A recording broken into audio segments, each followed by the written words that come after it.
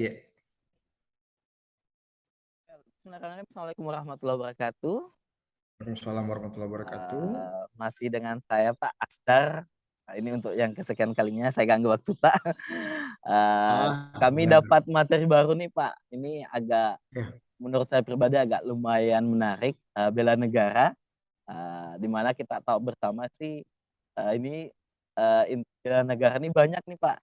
Bukan cuma dari mhm, sekedar, kita melestarikan budaya, melaksanakan tugas kita dengan baik, tapi juga melindungi negara kita tentunya. Dan, saya tertarik nih Pak sama satu, apa sih istilahnya, pernah diwacanakan, katanya bakalan ada aplikasi kebijakan, melihat negara tetangga. Khususnya di Korea, Pak, ya, ada yang namanya wajib militer nih. Nah, kira-kira nih, Pak, saya langsung aja, kalau misalkan ternyata kebijakan ini dilaksanakan di Indonesia, kira-kira untuk mahasiswa sendiri itu bakalan ada dampaknya nggak, Pak? Dan apakah memang, bisa kita aplikasikan? Terima kasih. baik. Terima kasih ya. Jadi, ya baik tentang wajib militer dalam kaitannya dengan bela negara ya.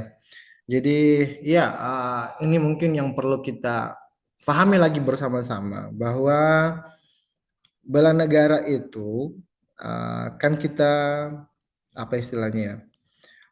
Saat ini bukan cuman militer ceritanya, hal-hal bukan militer. Bahkan beberapa sudah mengatakan bahwa uh, semua orang bisa bela negara dengan stylenya masing-masing, dengan caranya masing-masing. Toh.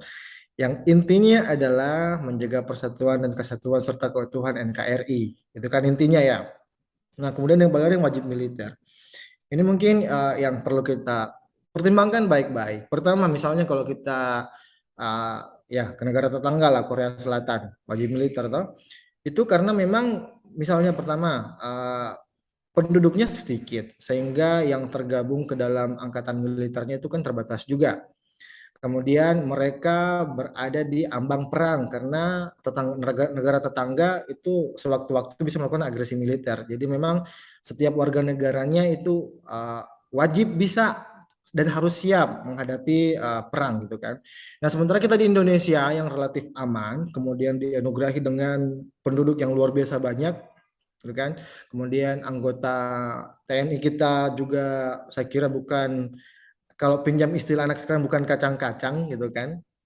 Jadi sebenarnya kalau harus menuntut semua um, misalnya mahasiswa untuk melakukan pelatihan militer kayaknya terlalu apa istilahnya ya. Mungkin belum cocok kalau buat saya. Ya. Karena kan gini, maka itu kan sudah disampaikan ya itu tadi dia bahwa konsep bela negara sekarang punya punya apa? Menjadi kewajiban bagi seluruh bangsa warga negara, tetapi tidak harus selalu dalam konteks kemiliteran gitu kan. Jadi kalau ya kalau dengan pertimbangan tadi mungkin Indonesia belum kurang cocok sih sebenarnya kalau harus memaksakan agenda bela negara ini kepada dalam konteks militer ya, wajib militer ini kepada seluruh apa istilahnya ya, anggaplah mahasiswa gitu. Itu mungkin Pak.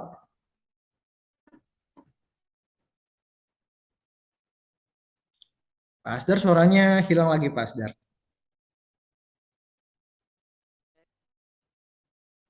Masih belum ada. Halo? Oke siap. Halo Bisa halo, cek cek. bisa sekarang. Ya silakan Pak. Oke Ah, sudah kedengaran. jadi inilah sebenarnya yang menjadi, salah satu faktor, yang kemarin sempat jadi pembicaraan hangat di kalangan remaja termasuk mahasiswa saya Pak pribadi, siswa Pak ya, karena masih SMA waktu itu, dan mereka agak was-was juga kalau misalkan mereka harus terjun ke lapangan langsung, mereka harus ikut berperang, harus, belajar taktik perang Hmm. dan sebagainya.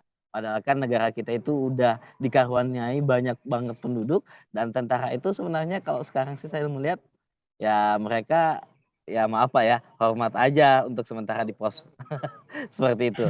Dan, ya ini sangat masuk akal alasannya karena, kita bisa melakukan bela negara di, profesi kita tentunya. Tiap profesi, tiap orang punya Ya. skill-nya masing-masing untuk melakukan bela negara. Terima kasih banyak Pak. untuk sore hari ini, Pak, ya. Siap. Terima kasih untuk tambahan materinya, semoga Makasih. ini bisa diaplikasikan tentunya di lapangan nanti pada saat. Terima kasih, Pak. Sekian, assalamualaikum warahmatullahi Amin. wabarakatuh. Terima kasih.